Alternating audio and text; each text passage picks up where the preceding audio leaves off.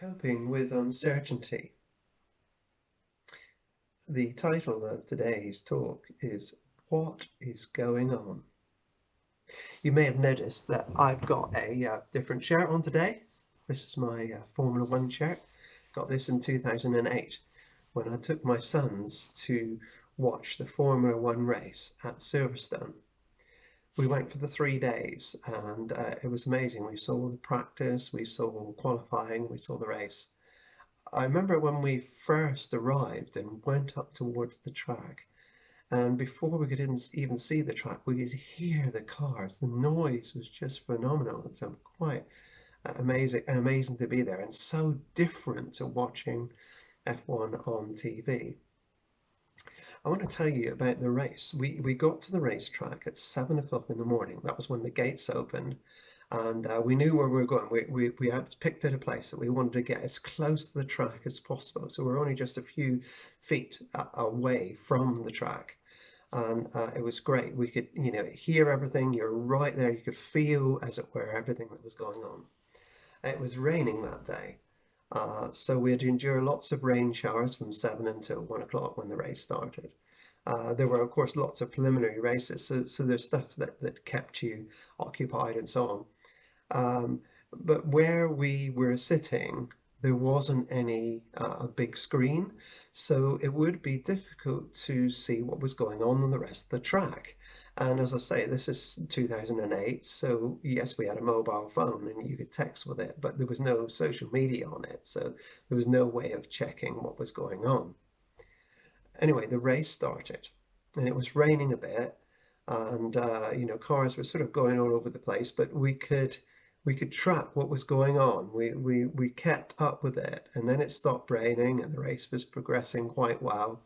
Lewis Hamilton, who was in his early days, was doing really well in the race. And then it suddenly emptied down with rain, and cars were going everywhere. We had Felipe Massa spun off right in front of us. Then a hare inexplicably decided to hop across the track. And anyway, with all that was going on, we just lost it. We had no idea who was winning, no idea who was second or third. But it was still amazing because the atmosphere was so good. Now we thought that Lewis Hamilton was going to win because unlike all the other drivers, when he drove around in front of us, it was as though he was driving on a dry track. He had absolute control. Anyway, race eventually ended, and as I said, Lewis won.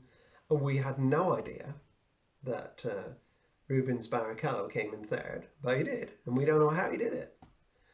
And a couple of days later, we got home and we watched the race on TV. It was completely different. There you were, as it were, with the bird's eye view. You could see all that was going on, and you understood what was happening.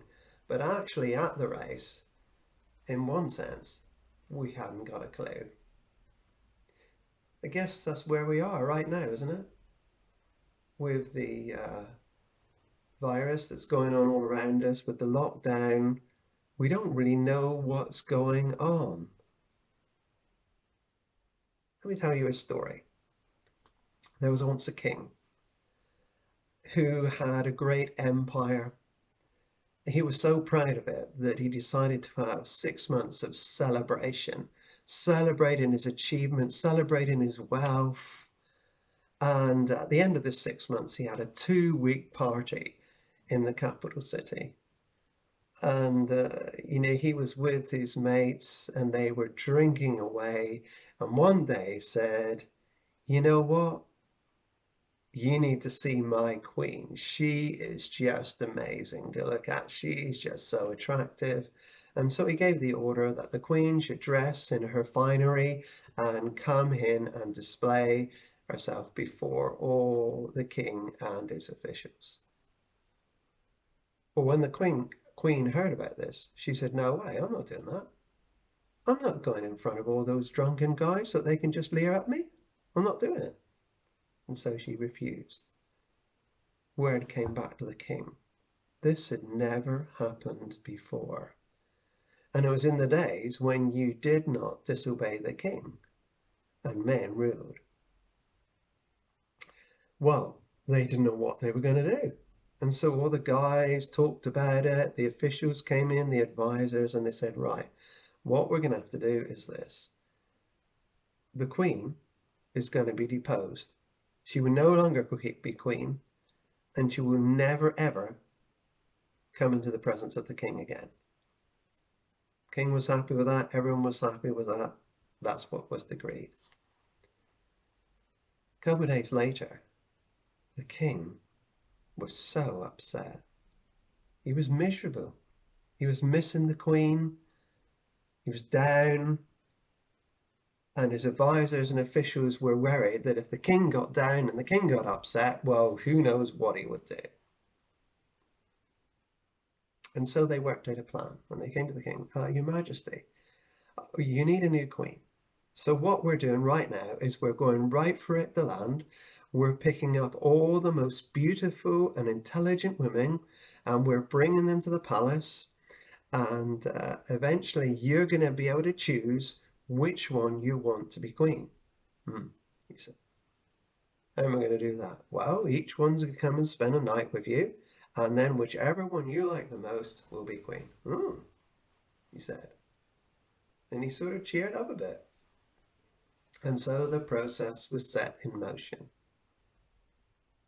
One of the women that was brought to the palace was a Jewish lady. There were Jews right throughout the kingdom, and so that would not be a surprise, really. She had no parents.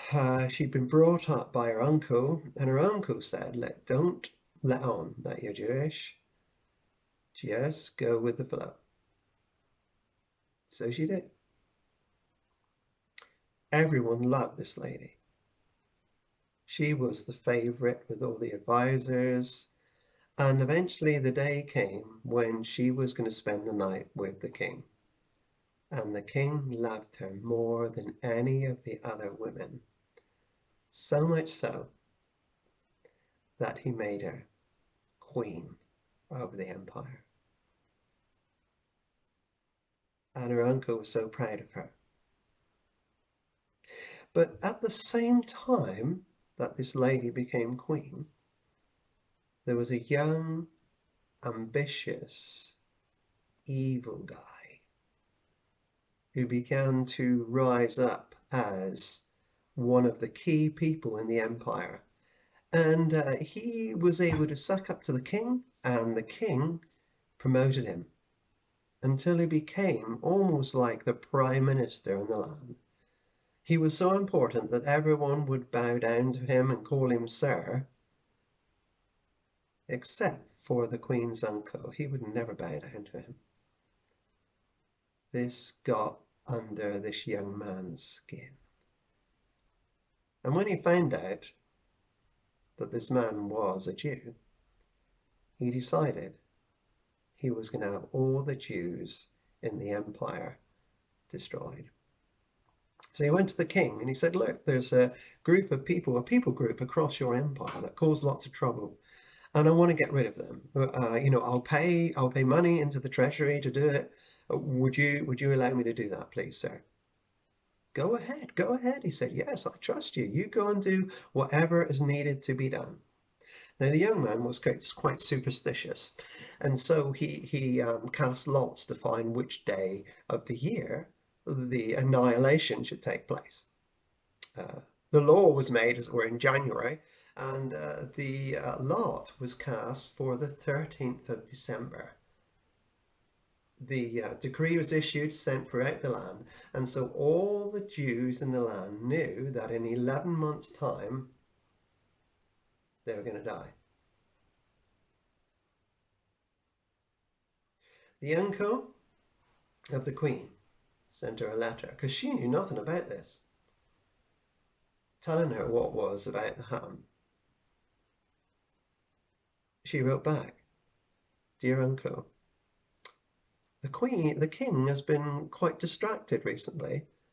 I've not seen him for 30 days. He's not even called for me.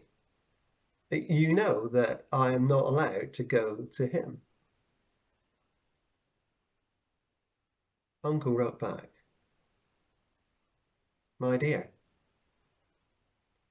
you were made queen for this special day. It's time for you to stand up and make a difference. The Queen wrote back, okay, fast for me, pray for me. I and my maids will fast and pray.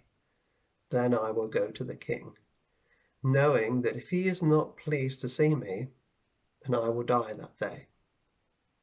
But there is a chance that he might reach out his golden scepter, and I will be accepted. And so the day came. She dressed in her most royal robes, the ones he liked the best. She went towards the throne room. The advisor said, "What are you doing?" "I'm going to see the king." Do you know, if you go in there, if he's not glad to see you, well, almost certainly you'll be put to death. "I know, but I need to see him." She enters the throne room. The king is in discussion with some of his top advisors. He looks up and he sees the queen at the end of the throne room. And I'm afraid we haven't got any more time for that story this week, so we'll have to pick it up again next week. Now, if Basil Brush was here right now, he'd say, "You can't leave the queen stuck there like that. You can't do this. We need to know the end of the story." But isn't that where we are in life right now? We have lots of questions and so few answers. There's so much uncertainty. And a bit like in the Formula One race, we wish we could have like the bird's eye view, don't we, of everything, so that we could see everything right now, so we could see the answers. And I guess as a person of faith here, I would say, you know, sometimes we've got to say, I don't know the answers. I don't know what's happening. I don't know what God is doing, but I'm going to hang on in there. Hang on in there through this week. If you have a faith, hang on to God, hang on to Jesus. Even if you don't have a faith, you can talk to him. And I believe that he will help you. As we approach another uncertain week, let me remind you to do a few things. Keep safe. Keep doing all that we've been told to do. Stay at home. Keep your distance from others. Keep loving. And keep praying for our nation and for our world. God bless you all. See you next week.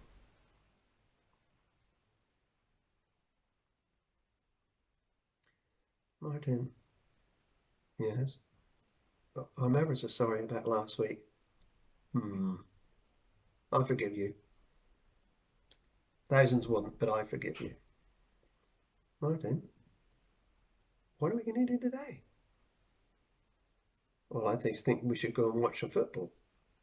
There ain't any football. What about Formula One? No Formula One. Cricket? No. Rugby? No. Tennis? Could we go to the beach? No, we're not allowed to go to the beach. What about a swim then? No, there's no pools open. Oh, what are we gonna do? We can have a cup of tea. And some chocolate? Yeah, maybe an ice cream too. Come on, let's go for it.